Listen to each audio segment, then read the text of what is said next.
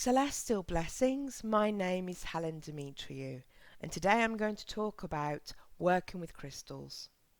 Now there are so many crystals out there, and each crystal corresponds with something. Like rose quartz corresponds with love and with a heart. Obsidian, it corresponds with the root chakra, with grounding, with absorbing negative energy. Amethyst is for spiritual enlightenment, protection and swift healing. But let's say I wanted to magnetize love into my life. And let's say that I bought a rose quartz crystal pendant and I put it on my neck, and voila, love was being attracted to me. Do you think that would happen, or do you think that the crystal not being activated is not going to really do anything? The latter is the truth. See, when we buy a crystal, not only do we need to cleanse it either in salt or under the sunlight and charge it under the moonlight, we need to get to know our crystal.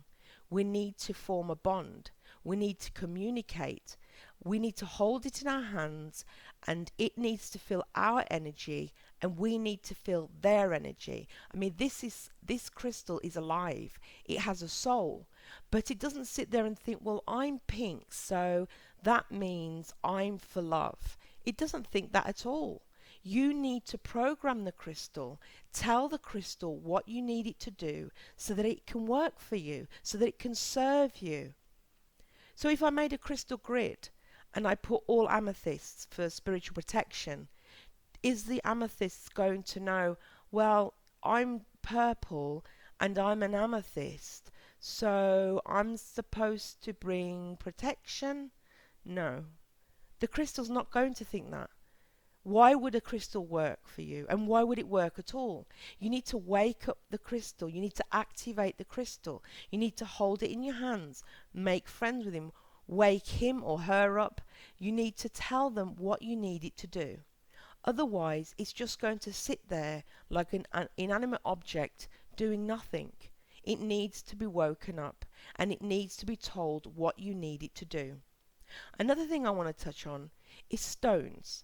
Stones from the beach, stones from your garden.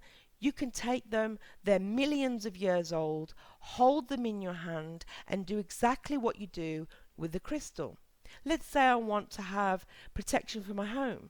I hold the stone in my hand and I get to know the stone, and I program the stone what I want it to do. I want you to protect my home, please.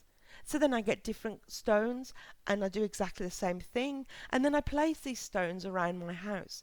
So the stones now know, okay, we're protecting Helen's house and we're going to do a good job. And that's basically it. Most people don't teach about this, and it's the most fundamental part of working with crystals. Crystals have souls.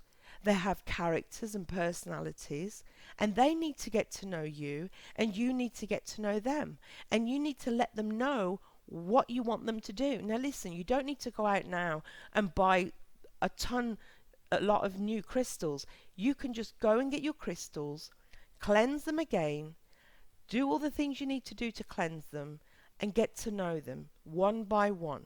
Spend time with them one by one. Sleep with one under your pillow and see what dreams you get. Get to know them.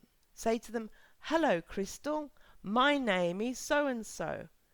I would really like it if we can work together. I would love it if you could bring me love into my life. So is that okay with you? And do that with each of your crystals. Get to know them, program them, wake them up. Let them work with you. Otherwise, it's as if you're strangers and they're not alive, but they are alive. So thank you for listening. I hope you have a wonderful day. Take care. Bye-bye.